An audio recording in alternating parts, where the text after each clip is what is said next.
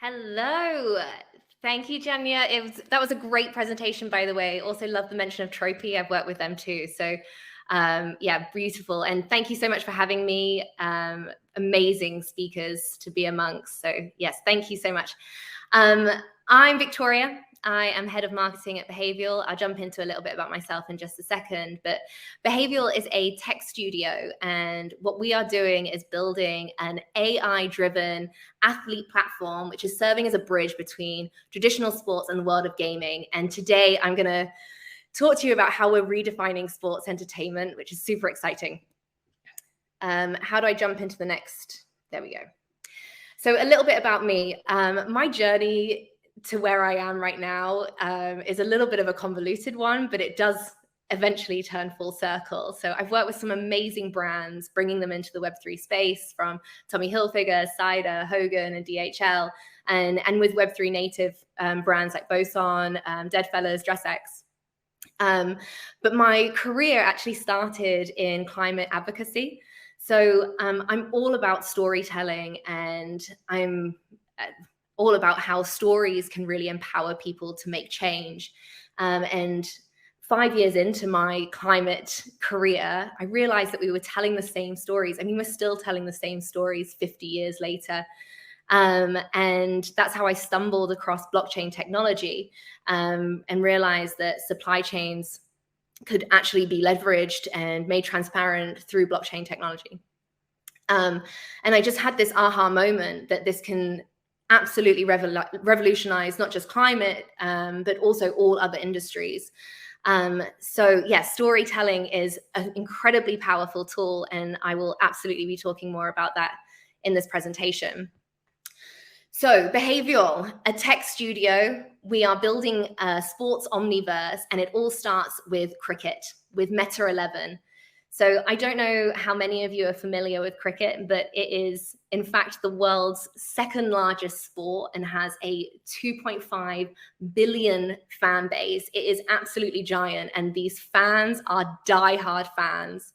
And what we're doing is taking these AI avatars and that are intelligent avatars. They are self-learning. The technology that we've been building has actually been in development for the past 2 years, so long before the AI hype cycle. And these avatars have digital DNA. And what we can do, not only are these avatars self-learning, but we can clone real-world sports stars. So, for example, one of our co-founders is the cricketing legend, Kumar Sangakkara. And we've literally cloned him and placed him into the game. And this is something that we can do with your favorite sports stars, essentially. But not only that, these avatars also have stories.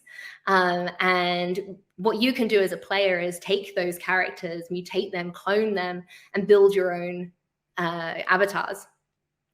Not only that, but you can use your strategic thinking to play. So as these avatars are learning, so a batsman is bowling against a particularly good bowler, you can learn, these avatars are learning for themselves. Not only that, but we are fully focused on 3 core pillars. And one of those pillars is the creator economy. I'll talk a little bit more about this, these 3 core pillars a little bit later, but it's very Web3 of us to build this community around creation. A fun fact is that Fortnite, when they first started, realized quite early on that players weren't just playing the game. They were hanging out in lobbies. They were building together. And that's the kind of community that we would like to nurture. But not only that, but we really want to build this true ownership. And this is where the blockchain technology comes in. Having the autonomy and owning your own assets within the game, whether that be your avatar, whether that be skins, bats, gloves, boots, accessories, the list is endless. So these 2 things speak to one another. We're also really invested in making sure that the platform is rewarding. And I want to be really clear here what I mean by rewarding. In the Web3 space, and this is one of the major frictions between Web2 gaming and Web3 gaming, is that reward is often referred to as a financial reward. But if you're a gamer and you are looking for a quick dopamine hit, you're playing Candy Crush, you're not looking for financial reward, you're looking to have fun. Fun is first and foremost the most important thing that we are delivering. And it's one of the most important things as we look at how we redefine sports entertainment is how can we provide this fast to fun?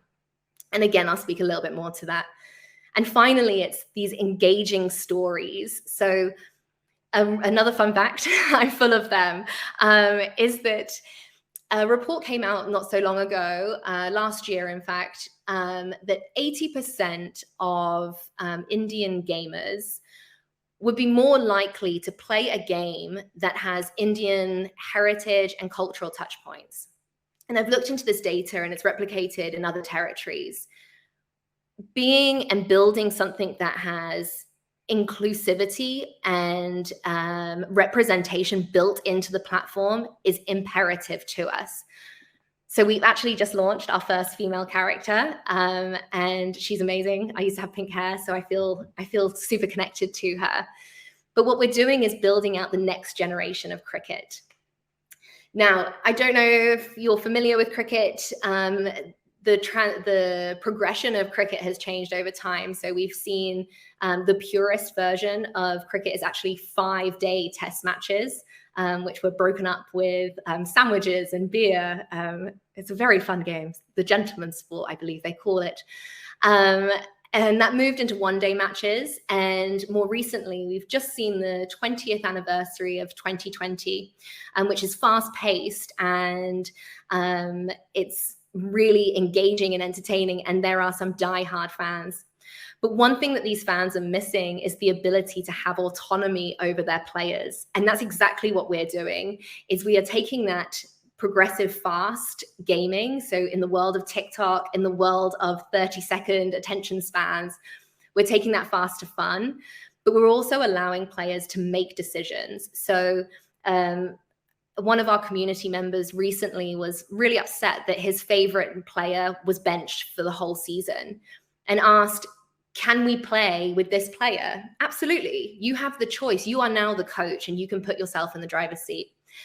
Because this is using these emerging technologies, we're also providing our fans with new and unique touch points. So whether that's through streaming, whether that's in the metaverse, whether that's through NFTs, whether that's through blockchain technology, these points for fan engagement are really, really important. The next point here, as we progress this game into this new realm, is that we can infinitely extend your favorite sporting season.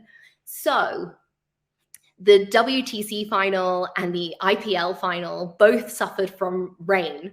You had to stop playing when there's rain. Now, there's no stopping. Your avatars can play 30, 40 times a day. You can infinitely extend the playing and the sporting season, which just gives you more and more opportunity to stay active, and be more involved in the community.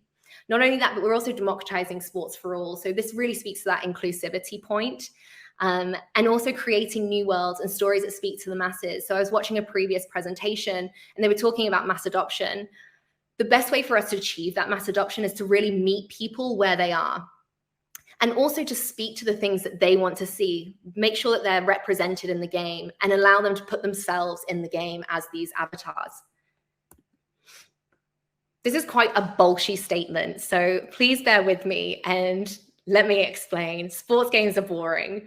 Now, what I mean by that is currently, if you go into a game of FIFA, you're playing with a visual representation of your favorite star. So maybe it's Ronaldo, maybe it's Messi, but that's all they are. They're a cookie cutter version of the player. And there's no depth, there's no story. And so what we're doing is really turning that on its head and redefining it and making sure that we're harnessing the power of storytelling, making sure that if you want to be represented as a Norse god, that you have the Valhalla sword that turns into your back, whatever you want it to look like, that's the game that you will play. The fast to fun is imperative to what we're doing.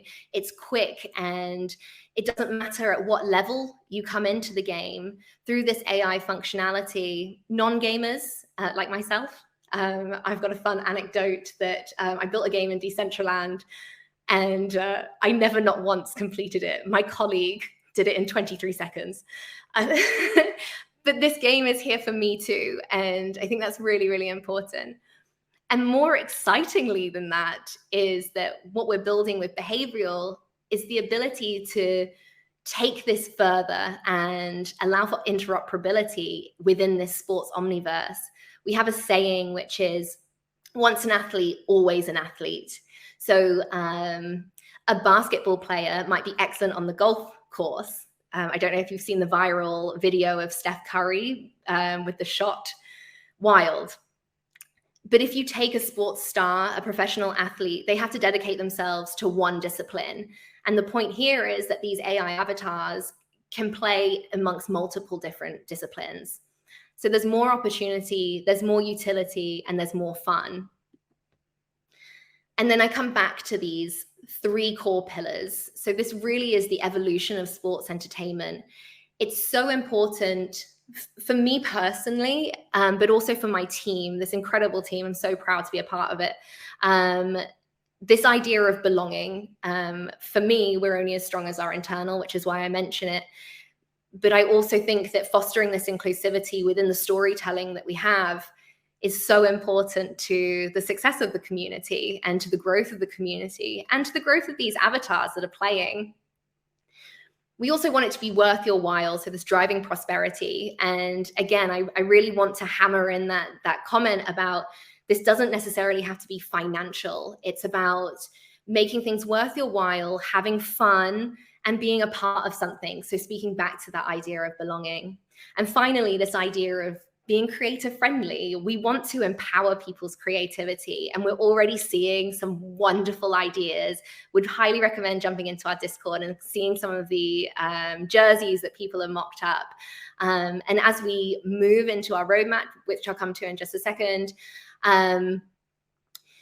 we're all about building that creativity. So roadmap, for us, beta testing is the most important thing. We want to build alongside our community. We want to make sure that we are speaking to our audience and making sure that there's a dialogue. I think that's the most important thing for us as we move along this journey. Our tech is built, we're ready, but we want to make sure that the community has their say too. The first thing that we'll be doing is a gamified viewing, which will be the AI avatars quite literally playing live. And there will be some gamification within that. I can't say too much. I'm marketing. I know how these things go. So yeah, gamified viewing first, and then we'll launch the Meta 11 Lite version. This will be the first opportunity that players have to own their assets. And then finally, we'll be launching the full game, which is essentially like a sports RPG. And I'm super excited to share some gameplay. So would highly recommend jumping into our socials. It's time, join us. So you can find us on at Behaviol on LinkedIn, but across all the other channels, it's at Meta 11 Official. We actually have a really exciting AMA coming up with Kumar Sangakkara. So if you have any questions about what we're doing, how we're building, or how you can get involved, then please absolutely join us. Drop me a message. I'm Victoria May Gimigliano. I appreciate my name is quite long and difficult to spell with a silent G. But please do find me on LinkedIn. I'd be happy to answer any questions, or I'll see you on Monday. So thank you so much.